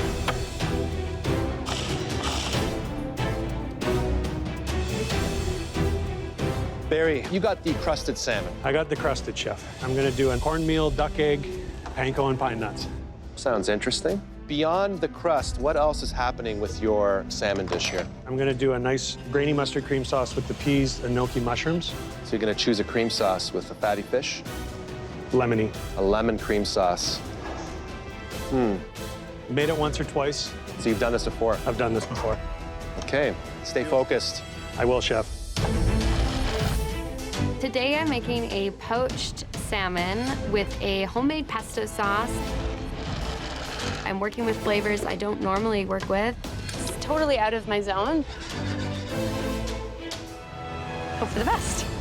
20 minutes! There's 20 minutes left! Trevor, you can have my head. Thanks, Miranda. Appreciate it. Even when the chips are stacked against me, I take the time to help out others. So if Trevor wants my salmon head, go ahead. You're the best. I'm gonna be using strong Asian flavors and techniques to impress Alvin today. This is definitely gonna set me apart. Trevor, Trey has 2 fish heads. Did your salmon have 2 heads? I borrowed a fish head from Miranda Why? because I'm gonna be doing some crispy fish eyes, and I wanted more than 2. Coming from a Chinese family, the eyes is a very special thing. I'm doing it for you, Chef. Well, I'm so touched because, you know, I never get the fish eye because my mother always takes it, okay? What kind of glaze are you gonna do for the salmon? If I'm gonna be doing an Asian-inspired glaze, Mhm. I have oyster sauce, some honey for that sugar, get it Yeah. really nice and caramelized. You have only 45 minutes, remember, okay? Yes, Chef. I think the trickiest technique out of all of them is the poached, because you don't know quite what's happening in the middle of that fish. If it is overcooked, that fish will fall apart. I'm a little worried. I know that it doesn't take long to cook. I'm guessing it's probably gonna be about 4 to 5 minutes. I went to see Trevor. He's doing 4-eye salmon. It's just for me. And don't be jealous, there's 4 of them. You can have my fish eye, don't worry. And also, he's got some pickled carrots and also some crispy potatoes. A lot of complicated techniques there, in my opinion. It sounds like a tall order. That's ambitious. 15 minutes, you have 15 minutes left. You need to be cooking your salmon soon if you haven't done so. Miranda, ever cooked salmon before? I haven't, Chef. How are you gonna win this challenge? By doing what I always do and cooking with the flavors that I think will work well together. What is in your glaze? I did some rhubarb, honey, some chili oil, mustard, fish sauce. It's right here if you wanted Right to there. give it a little taste. Very, very interesting. You know, I love rhubarb, and I've never used that in the glaze, okay? So this will be the first for me. You got a lot to do. I'm gonna let you do it. Thank you, Chef. All right, good luck. Today I'm gonna make a dashi poached salmon. I use bacon for the smokiness. I use fish sauce for that fishiness. And I use bonito flakes, which is the base for dashi broth. And I feel like this is my chance to show the chefs that I can cook Japanese.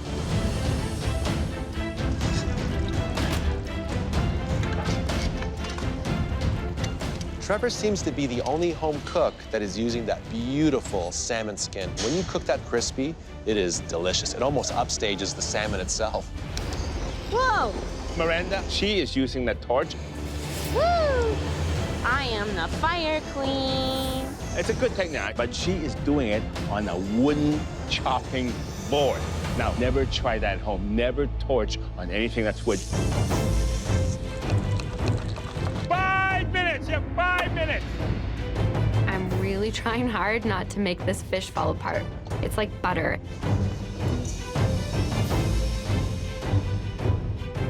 Please stay together, fish.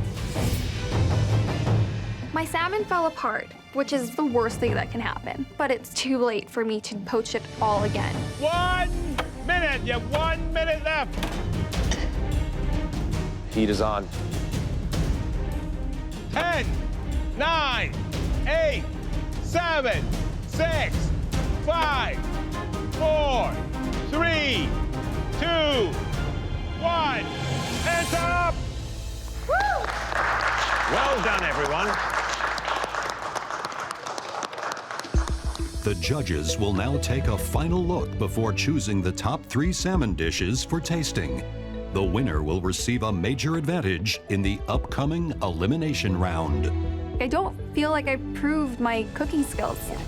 I want this advantage so badly, but more than that, I just want to be called up for top 3 dishes. Well done, everyone. Thank you, Chef. All your hard work has really made it difficult for us to narrow down our choices. But there are 3 dishes that we're particularly excited to try.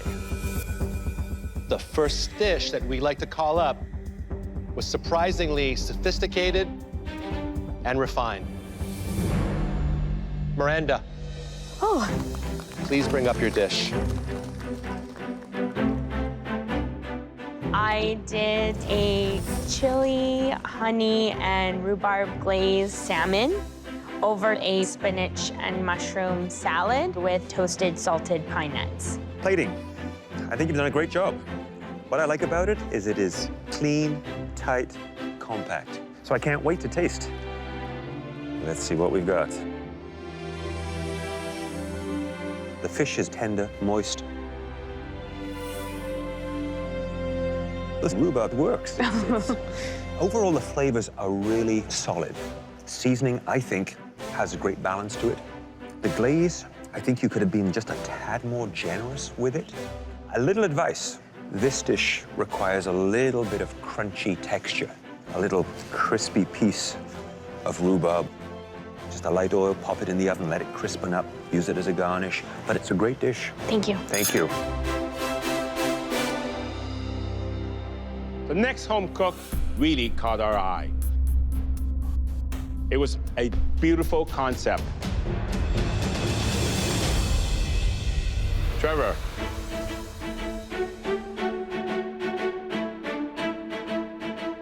It's an Asian-inspired glazed salmon with crispy skin, crispy eyeballs, and enoki mushrooms. Visually, it's stunning. Thank you, Chef. These eyeballs, I mean, they're staring at me right now. There it is. You can see that nice piece of really soft gelatinous. You got it just perfect. Thank you, Chef. Perfect. Now, I'm gonna cut into this. What am I gonna see? Hopefully a medium rare piece of fish. Look at that. You nailed this one. It's perfect cooked on this salmon.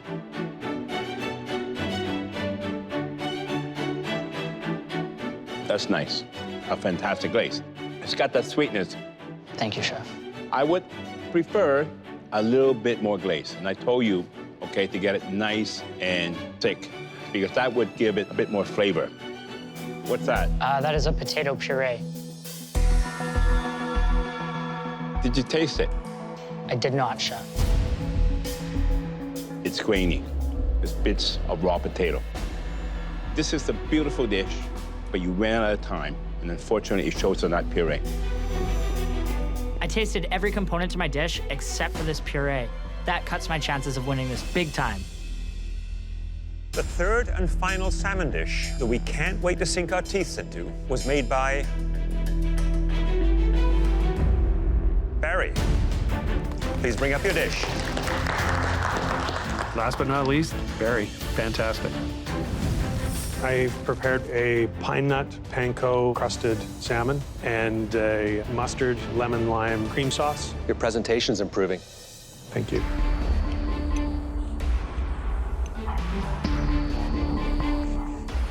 You nailed the cook on the salmon. It does not get much better than that. Let's eat.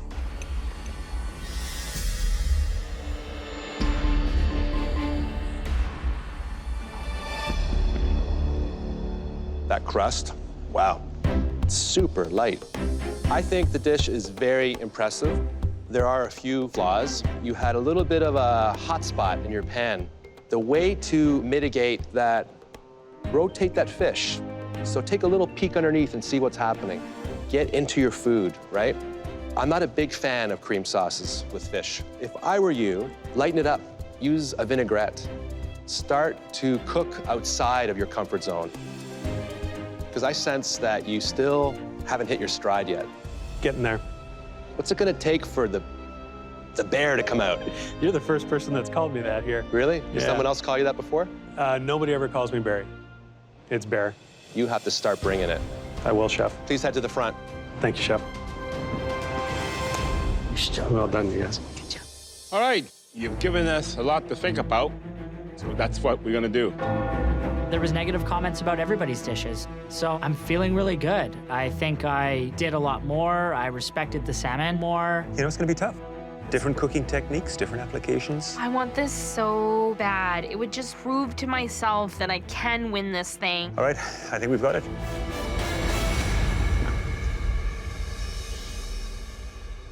You each took the techniques you were assigned and created restaurant-quality dishes. But there was one in particular that left us craving more. And that dish was made by Miranda. Oh. Congratulations. Oh my God. I am shocked that the judges call me because I've never cooked with salmon, but just goes to show that if you pack a punch with those flavors, that's what's gonna win. Miranda, you're gonna get a huge advantage in the next elimination challenge. But before we tell you what it is, we'd like everyone to join us at the front. Nice job, Miranda. Thank you.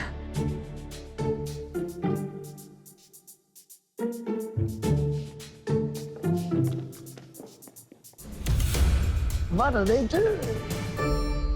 Did they quit? Wow.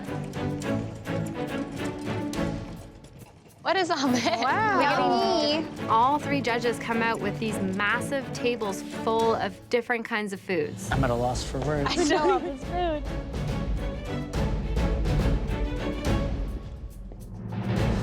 There's desserts, there's appetizers, there's entrees. Wow. I hope that this is an eating contest, because I got it.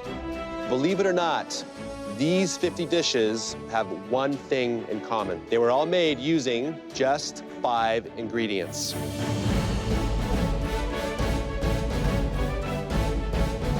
Tonight, we want you to do the same thing.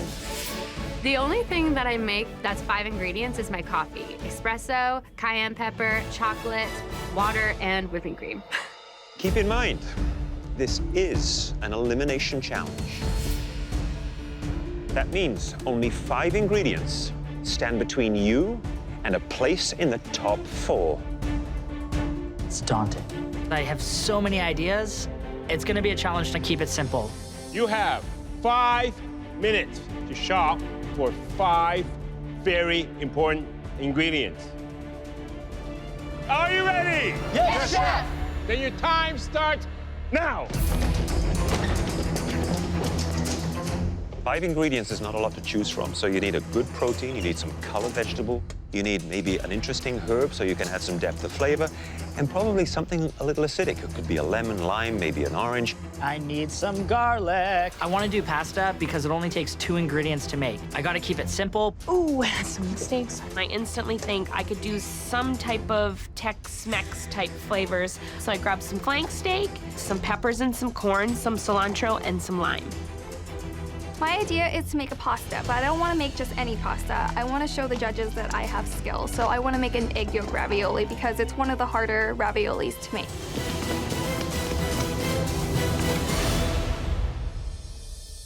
Barry, what are the 5 ingredients in your basket? Fresh chorizo, fresh prawns, pepper, corn, and beef stock. I'm feeling ecstatic about these 5 ingredients. Taya. Corn on the cob, red onion, limes, jalapeno, and fresh halibut.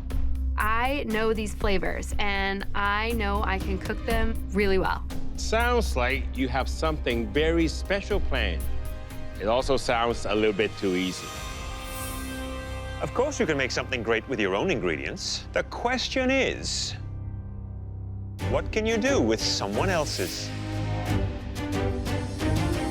Miranda, your advantage for winning the salmon challenge is that you get to switch all the baskets. You can keep your own ingredients if you wish, but you get to decide whose ingredients everyone else gets to work with. Hey. This is nuts. I had a great idea, I wanted to execute it, and now I don't get to. Okay, Miranda. Thank you. I want these home cooks to feel completely outside of their comfort zone, like I have the entire time. Taya, I get May's basket. It has shrimp in it. And I'm like, oh my God, I'm allergic. I've never shelled one. I haven't even touched one. I'm giving Barry Taya's basket. I think he wants to make a sauce, and there really isn't anything in her basket to make a sauce. The first thing I see is halibut and corn. Whatever Taya was thinking with this, I can't figure it out. I'm not happy about it. Give you this weird, super loaded basket. Barry's got beef broth, pork chorizo, and some seafood. I know that I can work with this. This is your new basket. Trevor has Parmesan, flour, eggs, tomatoes, and garlic. He has 4 out of the 5 ingredients I chose, so I'm very, very happy. Good luck, everyone. I'm deciding to keep my basket because this is my advantage, and I want to work with some ingredients that I actually know. You have 45 minutes for this challenge. Are you ready to make us the best 5-ingredient dish we've ever tasted? Yes, Chef. And your time starts now. This is the challenge that will decide which cook has the most maturity and which cook can adapt really, really well. Barry may have trouble because he seems really upset. Now, you know, is that going to affect his performance? Because you know you can't cook when you're upset.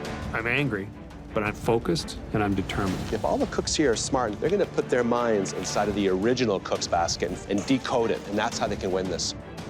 I tend to go overboard, typically. I try to do too much, so what I'm trying to show the judges is that I can use 5 ingredients and make them shine. Barry, you look irritated. Did Miranda, poke at the bear? Just tell me. A little bit.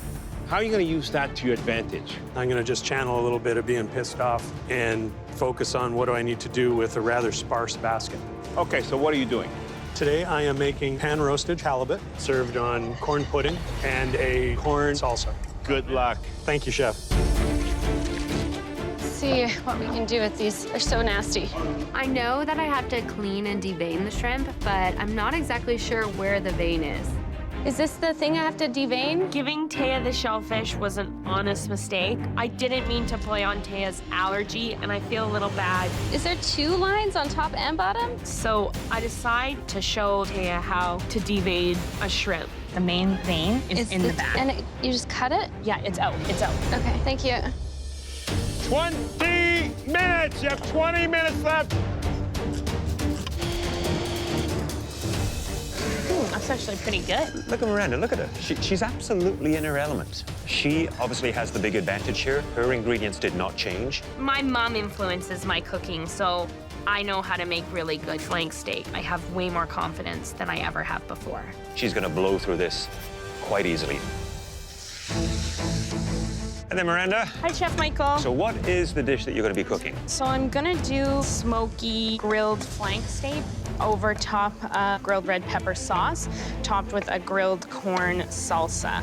Is this dish today something you might cook back home in Edmonton? Absolutely. I'm finally cooking something that I would cook at home, so I'm excited for this challenge. And what's the cook on the steak?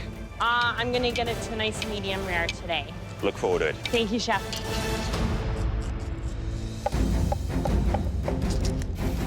Today, I gotta keep it simple, but elevated at the same time. Hey, Trevor. Hey, Chef. Tell me, how do you feel about not being able to keep your own basket of ingredients? Oh, it's devastating. I had a really, really cool idea planned. More importantly, which path are you on right now, and what are you making? I'm gonna do sauteed prawns, and I'm gonna do sort of a succotash with the corn. I'm rendering down all the fat out of that chorizo, and I'm gonna use that as sort of my sauce for the plate.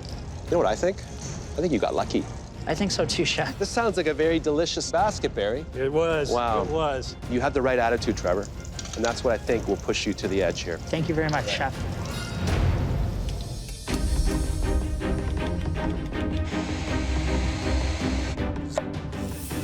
Hi, May. Hi, Chef Alvin. How you doing? I'm good. How do you feel? I'm feeling okay. There's no such thing as bad ingredients, so if you can't make those ingredients shine, then it's on you. Okay, that's the right attitude. Now, let me ask you, What are you gonna do? I'm gonna be making an egg yolk ravioli, and I also confit some tomatoes with some Parmesan cheese and crispy garlic. That sounds like a lot, okay? You sure you can do that 45 minutes? That's all my mind, but I'm gonna give it my all. I'm making an egg yolk raviolo. It's like a nest for the egg yolk, and then a shrimp garlic sauce. I have never made any of this stuff, so my goal is to wow the judges with my creativity. 10 minutes, you have 10 minutes left. We want amazing dishes from 5 ingredients. May is making egg yolk ravioli. Okay, very similar dishes. Taya. Now, May only has tomatoes. While Taya, you know, she has protein. She has shrimps as well. And don't forget, May can taste her dish. Taya, on the other hand, is allergic to shrimp. She won't be able to taste it. I don't know if that's gonna stay. I'm tasting everything, every step of the way. I have to. That's been my downfall in the past. Grain runs this way, cut against the grain. Miranda's already sliced her flank steak. It looks a bit on the rare side. The first few pieces are still looking slightly rare, but I think overcooking it would be worse than undercooking it. I hope she's cut it against the grain. 2 minutes. You have 2 more minutes left. You better be plating now. There's a lot of focus happening with all of the home cooks. Taya is frantic right now. Yeah. And she can't quite decide how to plate her dish. Don't overcomplicate it. 10, 9, 8, 7, 6, 5, 4, 3, 2, 1. Hands up! Great job, guys. Well done. I'm super happy. I actually tasted every component of my dish, and I think they're all great. I have no idea if my shrimp are properly cooked because I don't know how to properly cook one, but I'm not going home. Miranda, you gave me what you thought would send me home, and I blew that up, baby. The bear came out of the bush. Trevor, please bring up your plate. This is a corn and bell pepper succotash, a beef reduction, and some chorizo sautéed prawns. Now, visually, there's something missing on this plate, okay? And I bet you don't know what that is. No, I don't, Chef. I see 2 shrimp, but I only see 1 head. When you plate, it has to be logical and symmetric sometimes. So let me get all these flavors in there. Wow, I like it. You have that succulent shrimp. You have that sweetness from the corn, the textures from the pepper, and then that beef stock sauce, which you reduce, pulled everything together. That is a very, very nice dish, okay? Well done, brother. Miranda, please bring up your dish. I made a lime and pepper grilled flank steak with a red pepper sauce over top of a grilled corn salad. You know, you had less of a disadvantage. You got to keep your ingredients. Every time I've had to cook in this kitchen, I've been the one that's been out of my element. Have you ever worked with flank steak before? A couple times. What color were you going for? A medium rare. What do you think you achieved? I think I achieved a rare. Closer to blue. There's another problem here. You cut the flank steak with the grain. I thought I cut it against the grain. I saw it running this way. You cut with the grain. This is one of the biggest mistakes I've made in this kitchen. I'm in trouble.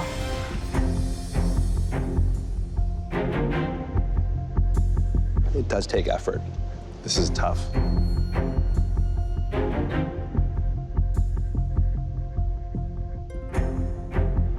On the other hand, the corn's actually quite delicious, nice pop.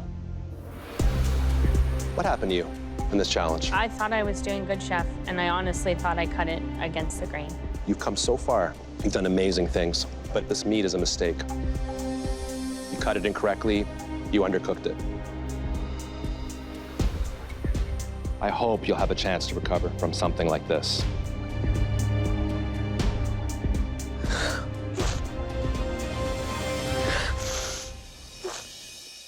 May?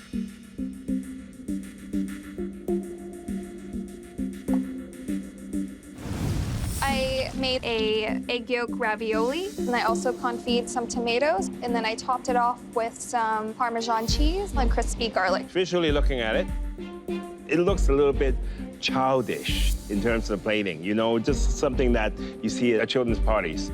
So the moment of truth, so I'm gonna slice into that raviolo. What am I gonna see? You should see a runny egg yolk, I'm really hoping. Well, look at that. Yes. You nailed it. It's oozing out, and this is perfect, perfectly cooked.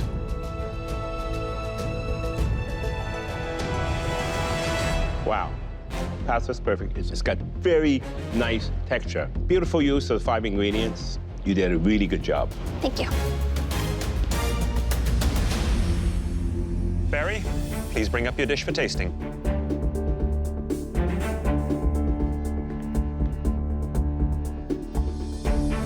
I came up with a pan-roasted halibut with a red onion, jalapeno, and lime jam, corn jalapeno pudding, and a roasted corn salsa. How do you feel you did with those ingredients? 10 out of 10. That's pretty confident. Yes, chef. It forced me to do something I had never done before, and techniques I've never used before. Let's have a taste.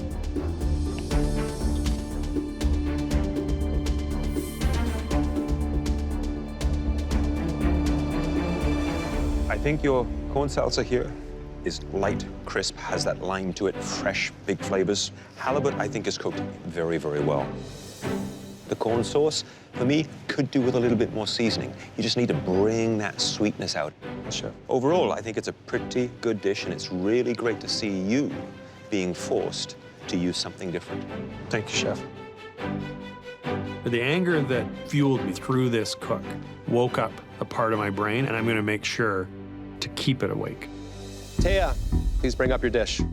I am worried about my entire dish. I just don't know what it's gonna taste like. But I need to show the judges that I'm not giving up yet. This is an egg yolk ravioli with mascarpone filling and garlic shrimp. All right, let's see how you did with the pasta here. What's your intention? To have a runny yolk.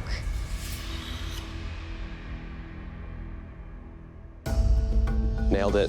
Yes, that's good news for me. That's beautiful.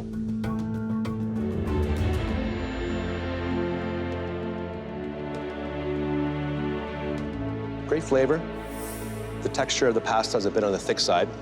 I did the lowest that the machine went twice. So did May. Yeah. Hers was thinner. There's another problem here. I see it, and I didn't get the thingy out of it. Why did you devein 2 out of the 3 shrimp? I must have put one of the shrimp that I wasn't supposed to cook in the pan. Details, right? Details. Please go back to your station.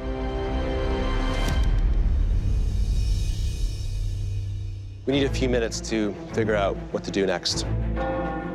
The main thing I'm worried about is the judges aren't happy with the cook on the steak, but my flavors are what's gonna keep me in the competition. Lots of great flavors, lots of great use of those ingredients. I'm a little bit worried about my plating, because at this point in the game, it needs to be perfect. Someone has to go home.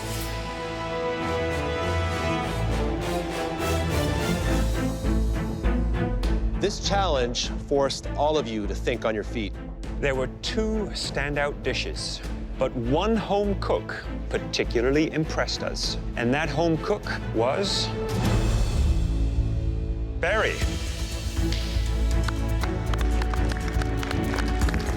If this win doesn't prove that I belong here, I don't know what will. Congratulations! But Trevor, you were not far behind. Well done.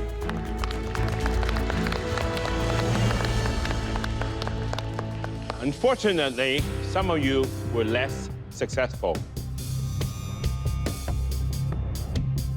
Miranda and Taya, please come up to the front.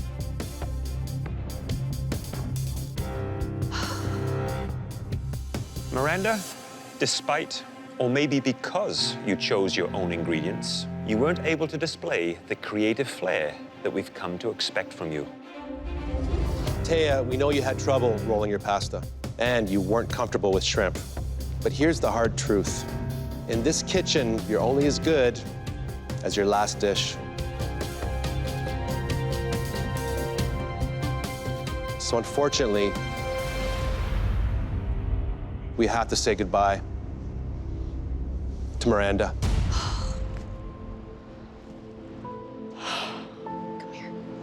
I love you. Miranda was my strongest competitor here, and now she's going home. Complete shocker. Taya, you're safe. Please go back to your station.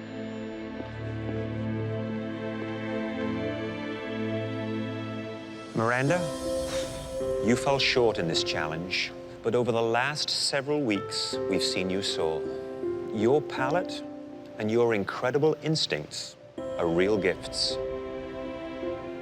We know that your mother has always recognized your talent, and that we hope that your success here compels you to share it with an even wider audience. Now come on up and say goodbye. Miranda, you're gonna be missed. My MasterChef journey has definitely been a bumpy ride. This is the disaster, Miranda. I'm not giving up yet, Chef. I'm really proud of everything I've done in this competition.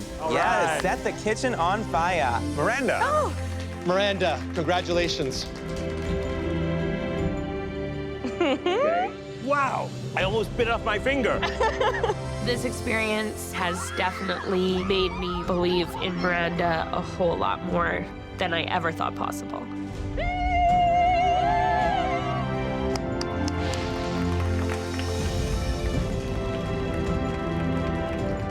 You did good today. Wow. I've absolutely enjoyed the journey. Be strong, Miranda. Wouldn't trade it for anything. Bye, everybody.